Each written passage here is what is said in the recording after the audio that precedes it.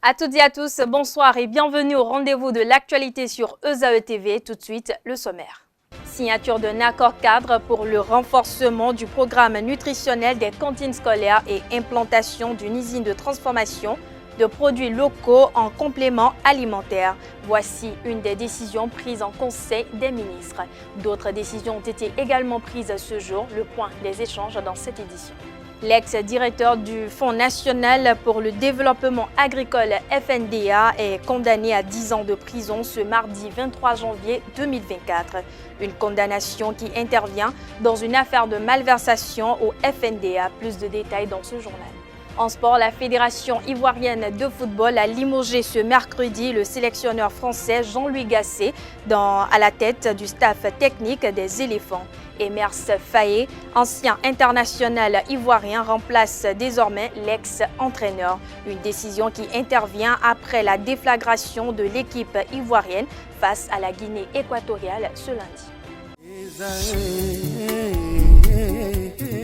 L'École supérieure d'administration, d'économie, de journalisme et des métiers de l'audiovisuel ESAE offre de nouveaux challenges pour l'année universitaire 2023-2024. Étudiantes et étudiants, parents d'élèves nouveaux bacheliers, ESAE, c'est la garantie d'une formation de qualité à des conditions très avantageuses. À Gbedjromede, à Papa, à Boumekalavi et Parakou, inscrivez-vous en administration générale, administration du travail et de la sécurité sociale, trésor et finances publiques, impôts, diplomatie et relations internationales, journalisme et métiers de l'audiovisuel, gestion des marchés publics, planification et développement local, sciences économiques, sciences juridiques et toutes les filières des sciences de gestion. ESAE vous offre des bourses, demi-bourses et de réductions pour les premières inscriptions dans toutes ces filières. Waouh! En licence 1, 2 et 3 et en master, bénéficiez jusqu'à 50% de réduction sur tous nos sites. N'est-ce pas génial? Infoline. ESAE Gbedjromede, 3e rue à droite en quittant le carrefour Le Jador pour la BIBE Jéricho ou au plus 229 90 93 65 21 98 98 14 00 à Kpakpa au plus 229 52 88 33 33 à Boumekalavi au plus 229 52 88 44 44 Parakou au plus 229 52 46 12 12.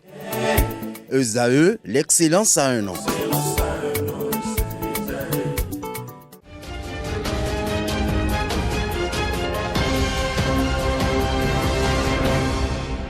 À nouveau, bonsoir, ravi de vous retrouver et merci de nous préférer pour vous informer. Le Conseil des ministres s'est tenu ce mercredi 24 janvier 2024 sous la présidence effective du chef de l'État, chef du gouvernement, président de la République, Patrice Talon.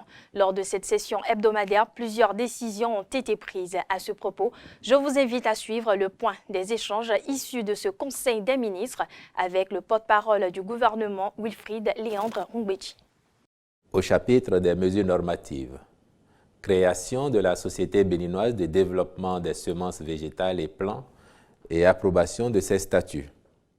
Le constat est fait que le système semencier national est dominé par l'informel et des méthodes d'approvisionnement peu efficaces, les producteurs effectuant des prélèvements directs des semences et plants sur le stock existant dans les champs pour la campagne suivante. Avec ce système, près de 80% des semences végétales sont utilisées dans les exploitations agricoles, ce qui impacte négativement le niveau des rendements.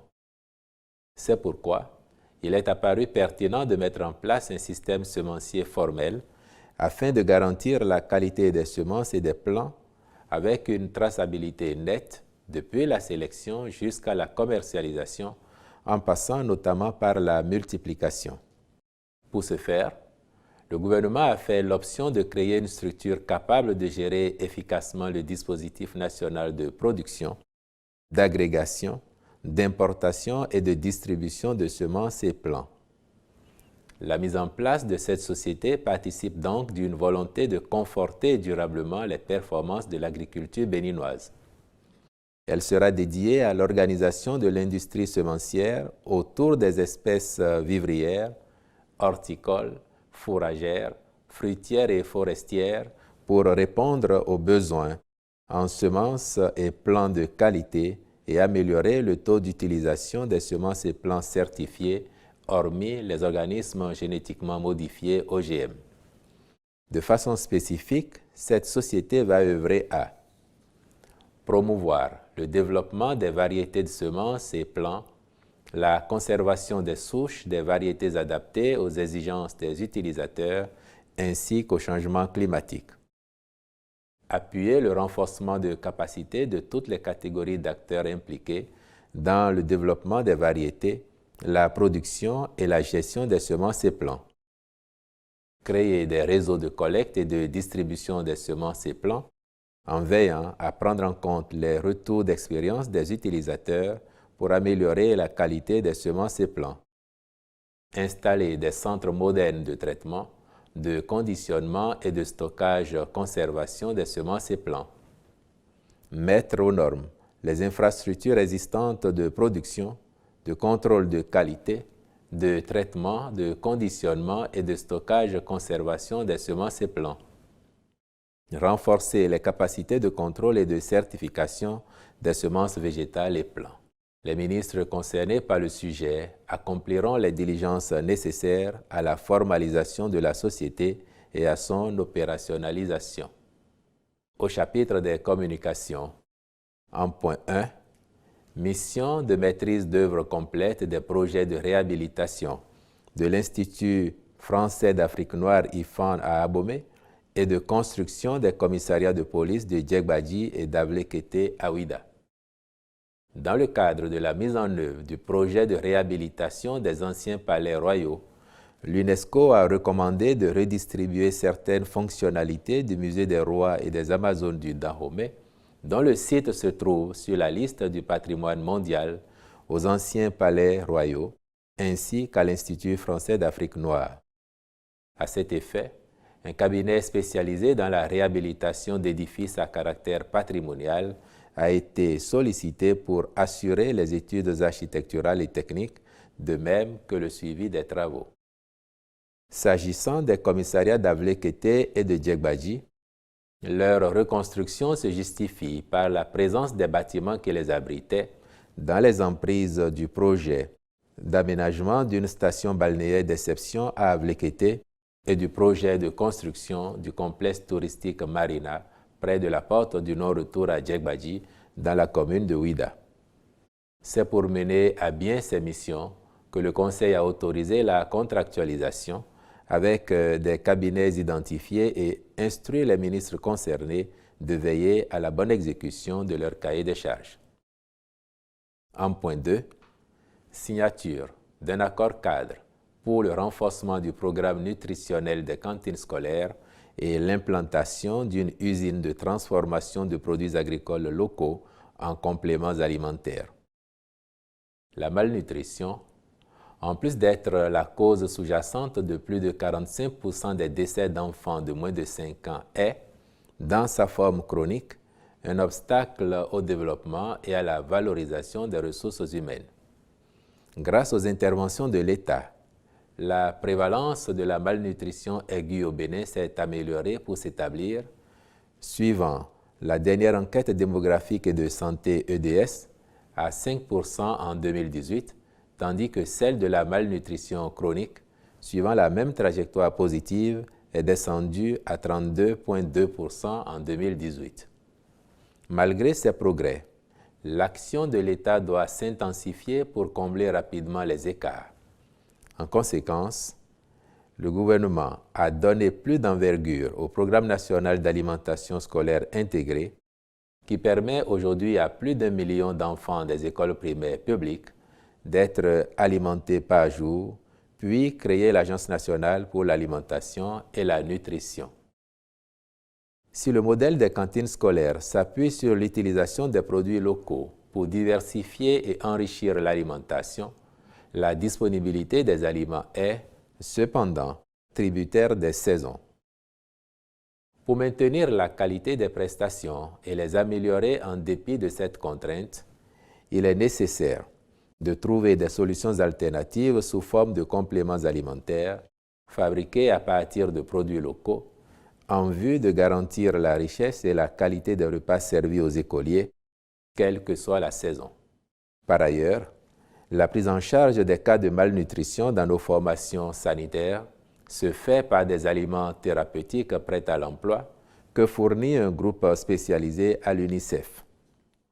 Aussi, au regard des quantités utilisées, le gouvernement a-t-il jugé pertinent de développer une capacité de production sur place au Bénin, non seulement pour faciliter la disponibilité permanente de ces produits, mais aussi pour renforcer le tissu économique local.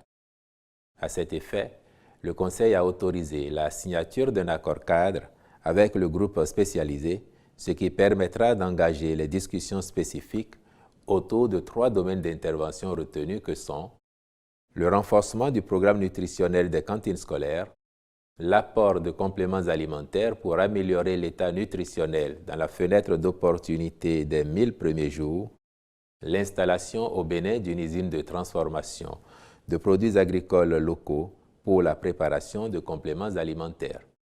En point 3, contractualisation pour l'obtention d'un agrément d'établissement financier de cautionnement au profit du Fonds national de développement agricole FNDA. Nonobstant l'apport qualitatif du FNDA au profit du monde agricole, ces résultats pourraient être améliorés substantiellement si la garantie qu'elle propose était éligible dans le cadre du dispositif prudentiel en vigueur au sein de l'Union monétaire ouest-africaine UMOA. Étant donné que ce n'est pas le cas, cette situation influence négativement son acceptation par les institutions financières partenaires. C'est pour améliorer la qualité de cette garantie et élargir sa gamme de facilités d'accès aux financements agricoles que le gouvernement a autorisé le fonds à recourir à l'agrément de l'autorité de régulation bancaire de l'UMOA. Le Conseil a donc marqué son accord pour le recrutement d'une expertise internationale pour accompagner le FNDA dans le processus d'obtention du dit agrément d'établissement financier de cautionnement. Au chapitre des mesures individuelles, les nominations ci-après ont été prononcées. À la présidence de la République, président du Conseil national de l'éducation, M. Noël Akhonayon Gbagidi. Au ministère de l'économie et des finances, en charge de la coopération, directeur général du Centre national d'investigation numérique, M. Wanilo Medegan-Fagla. Directeur général de la Société de développement hôtelier du Bénin, M.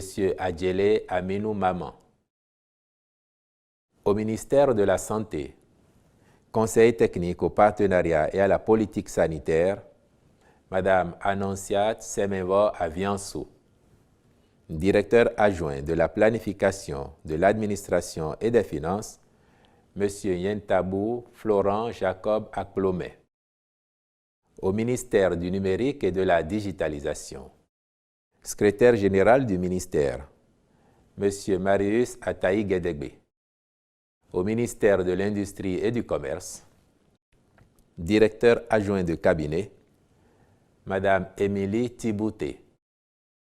Conseiller technique aux accords internationaux, M. Benjamin Alamenou. Conseiller technique au suivi des projets, M. Mohamed Kankou Hamissou. Conseiller technique au commerce, M. Isdine Opoint Akani Bouraïma. Directeur du développement industriel, Mme Muriel H. Nyambloou, je vous remercie. Parlons toujours des décisions prises en Conseil des ministres. Ce jour, je l'annonçais plus haut, le gouvernement a décidé d'actualiser les statuts de l'Agence pour la gestion de la logistique des officiels avec un champ de compétences plus étendu. L'exécutif a annoncé de nouvelles mesures relatives au domaine d'intervention de l'Agence, notamment en ce qui concerne le suivi du déroulement du pèlerinage à la Mecque. Interrogé sur la question, l'islamologue Bassirou Lassissi est professeur de la langue arabe, apprécie cette décision du gouvernement béninois et salue par la même occasion l'implication de l'Agence pour la gestion de la logistique des officiels en ce qui concerne l'organisation des préparatifs du Hajj 2024. Suivons-le au micro de Nansirine Fatoumbi et Francis Farami. Le Hajj, c'est l'un des 5 piliers de l'islam, le pèlerinage. Et qu'Allah subhanahu wa ta'ala l'a prescrit. Et dans le Coran, il a dit Wa atimmul hajja wal umrata lillahi. Et aussi, Walillahi ala nasi hijjul bayti liman istata'a ilayhi sabila. Allah l'a prescrit et le Hajj est une adoration obligatoire pour tous les fidèles musulmans qui en ont les moyens.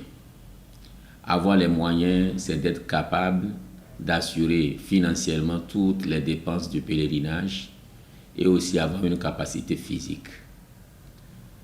Et si le conseil des ministres de notre gouvernement, de notre pays, a mis sur place un organe pour suivre les activités de Hajj, les besoins de ces pèlerins du début jusqu'à la fin à leur destination en Arabie Saoudite.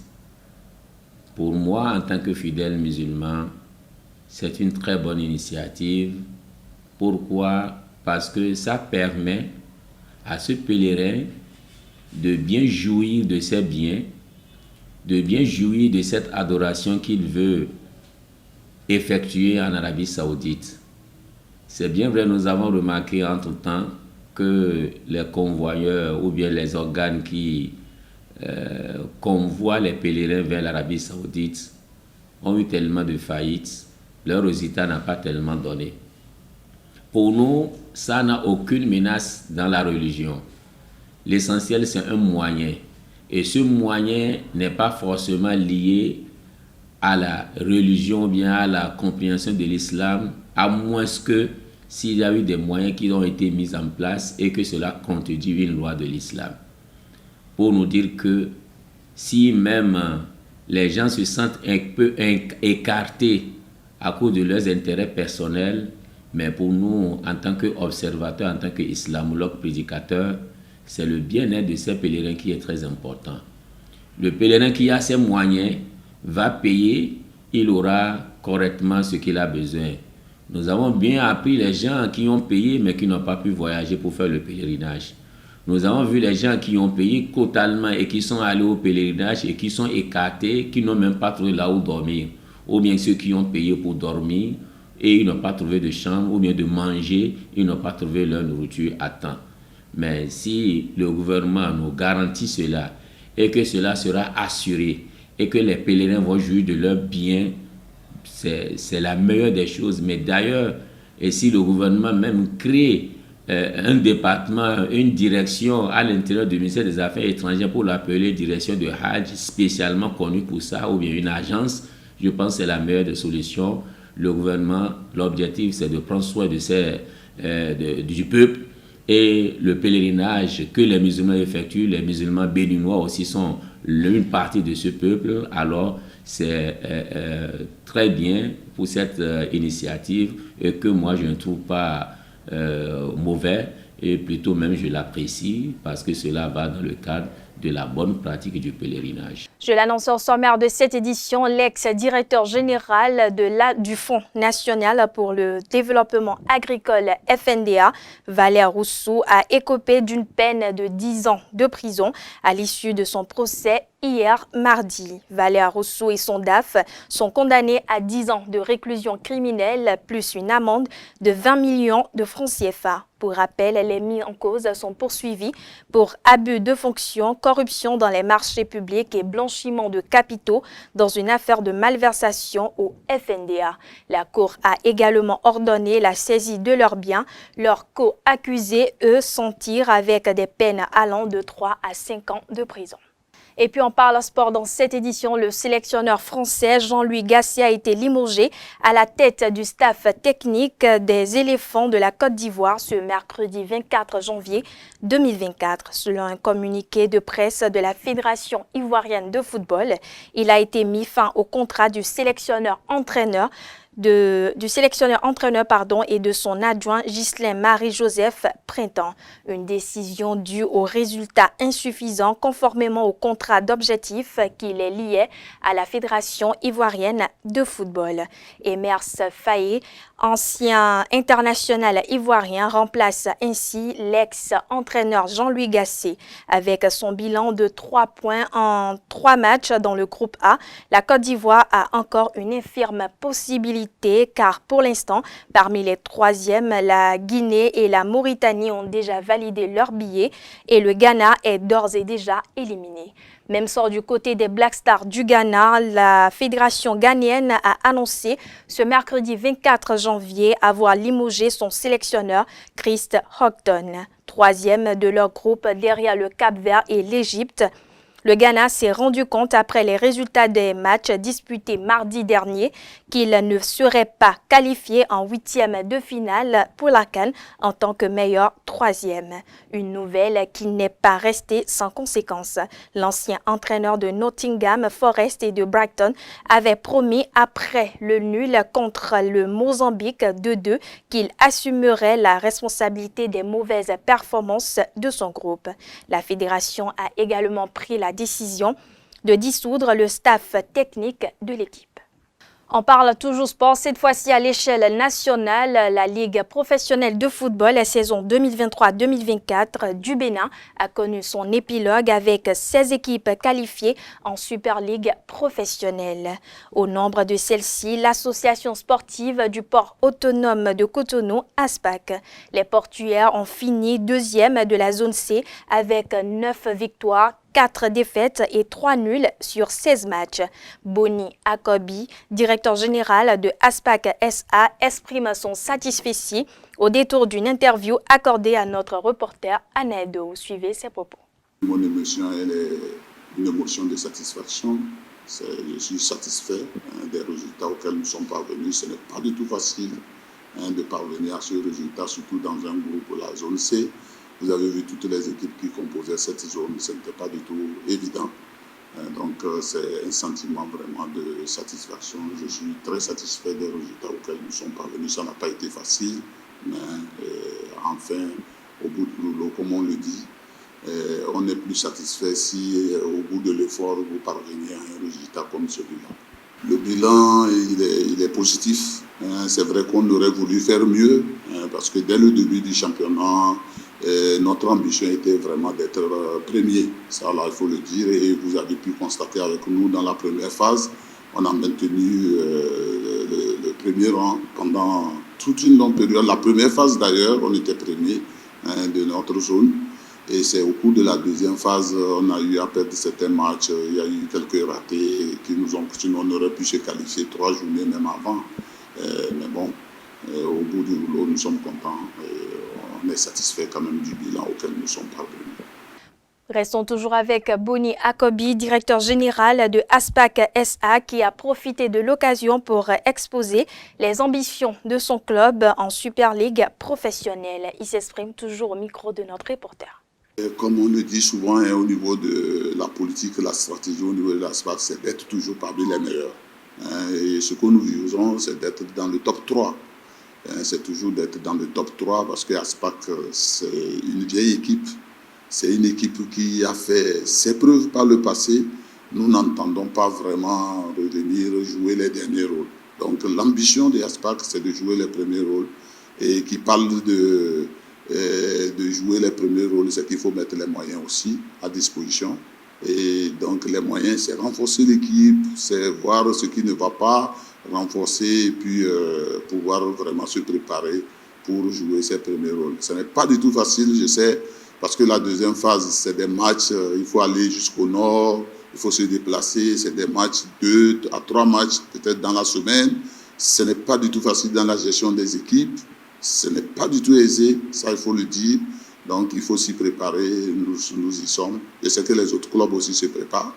Et donc ça ne sera pas du tout aisé, mais bon, nous comptons jouer, être parmi le top 3. C'est notre ambition.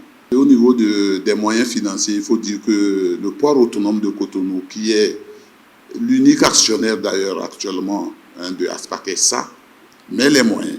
En tout cas, tout dans sa politique, il y a le port autonome de Cotonou qui nous accompagne. C'est vrai, les moyens ne sont pas illimités, mais ASPAC et le port autonome de Cotonou nous accompagnent beaucoup dans tout ce qu'il nous faut pour atteindre nos objectifs. Et c'est le moment vraiment de saluer le DG du port autonome de Cotonou qui ne ménage aucun effort pour nous accompagner. Mais en même temps, nous sommes dans la recherche également de partenariats parce que le port autonome seul ne peut pas et vraiment garantit tous les moyens qu'il faut. Vous savez, le football, surtout aujourd'hui, nous sommes dans un monde concurrentiel. On est fortement concurrencé par des clubs de renom aussi. Attention, et tous ces clubs-là ont des moyens et nous devons rechercher des moyens, des ressources additionnelles pour pouvoir vraiment tenir la dragée haute à ces équipes-là de renom. À présent, je vous invite à suivre l'intégralité de l'interview exclusive de Boni Akobi, directeur général de ASPAC SA, accordée à ESAE Télévision sur nos différents canaux. Voilà, chers internautes, c'est tout pour cette édition. Merci de l'avoir suivi, merci de votre fidélité. On se dit à très bientôt pour le même plaisir.